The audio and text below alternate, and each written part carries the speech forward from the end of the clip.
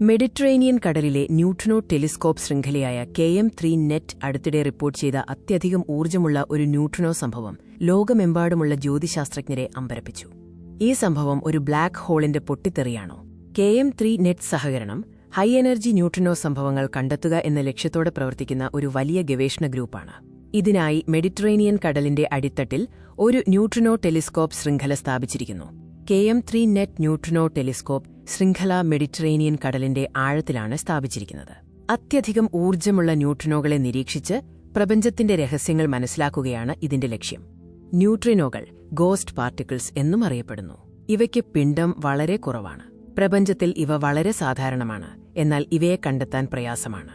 KM3 net സഹകരണം അടുത്തിടെ ഒരു അത്യധികം ഊർജ്ജമുള്ള ന്യൂട്രിനോ സംഭവം റിപ്പോർട്ട് ചെയ്തു. ഇത് ഗവേഷകരെ ആകർഷിച്ച ഒരു അപൂർവ പ്രതിഭാസമാണ്. ഈ ന്യൂട്രിനോ വഹിച്ച ഊർജ്ജം ഏകദേശം 220 പീറ്റ ഇലക്ട്രോൺ വോൾട്ട്സ് (PeV) ആയിരുന്നു. ഇന്നുവരെ രേഖപ്പെടുത്തിയതിൽ ഏറ്റവും ഉയർന്ന ഊർജ്ജമുള്ള ന്യൂട്രിനോ സംഭവങ്ങളിൽ ഒന്നാണിത്. ഈ അത്യധികം ഊർജ്ജമുള്ള ന്യൂട്രിനോയുടെ ഉത്ഭവം എവിടെ നിന്നാണെന്ന് ഇതുവരെ തിരിച്ചറിയാനായിട്ടില്ല. ഇതിന്റെ പ്രപഞ്ചപരമായ ഉത്ഭവം കണ്ടെത്താനുള്ള ശ്രമങ്ങൾ തുടരുകയാണ്. ഈ അസാധാരണ സംഭവത്തിന് ഒരു കാരണം കണ്ടെത്താനായി ചില ഗവേഷകർ ഒരു സിദ്ധാന്തം മുന്നോട്ടുവച്ചു. ഭൂമിക്കടുത്തുള്ള ഒരു പ്രാഥമിക ബ്ലാക്ക് ഹോളിന്റെ പൊട്ടിത്തെറിയാണ് ഈ ന്യൂട്രിനോ സംഭവത്തിന് പിന്നിലെന്നായിരുന്നു ആ സിദ്ധാന്തം. ബിഗ് ബാങ്ങിന് തൊട്ടുപിന്നാലെ രൂപം കൊണ്ട ചെറുതും പുരാതനവുമായ ബ്ലാക്ക് ഹോളുകളാണ് പ്രാചീന ബ്ലാക്ക് ഹോളുകൾ, പ്രൈമോഡിയൽ ബ്ലാക്ക് ഹോൾസ് എന്നറിയപ്പെടുന്നത്. പ്രാഥമിക ബ്ലാക്ക് ഹോളിന്റെ അന്തിമ ബാഷ്പീകരണം അതിവേഗത്തിലുള്ള കണികകളുടെ ഒരു ഹ്രസ്വ സ്ഫോടനം ഉണ്ടാക്കുമെന്ന് കരുതപ്പെടുന്നു. ഇത് ഭൂമിക്കടുത്ത് സംഭവിച്ചാൽ വലിയ ന്യൂട്രിനോ സിഗ്നൽ ലഭിക്കാം. യൂണിവേഴ്സിഡാഡ് ഡി സാവോ പോളോയിലെയും ഓട്ടോനോമ ഡി മാഡ്രിഡിലെയും ഗവേഷകർ ഈ സിദ്ധാന്തം പരിശോധിക്കാൻ ഒരു സൈദ്ധാന്തിക പഠനം നടത്തി.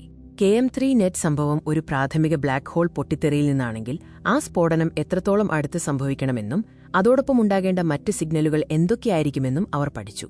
ഒരു പ്രാഥമിക ബ്ലാക്ക് ഹോൾ പൊട്ടിത്തെറിക്കുമ്പോൾ ന്യൂട്രിനോകൾ മാത്രമല്ല, ഗാമാ കിരണങ്ങളും കോസ്മിക് കിരണങ്ങളും പോലുള്ള മറ്റ് കണികകളും പുറപ്പെടുവിക്കണം. ഗവേഷകരുടെ പഠനമനുസരിച്ച് റിപ്പോർട്ട് ചെയ്യപ്പെട്ട ന്യൂട്രിനോ സംഭവത്തിന് കാരണമാവണമെങ്കിൽ ബ്ലാക്ക് ഹോൾ പൊട്ടിത്തെറി ഭൂമിയോട് വളരെ അടുത്ത് സംഭവിക്കണം.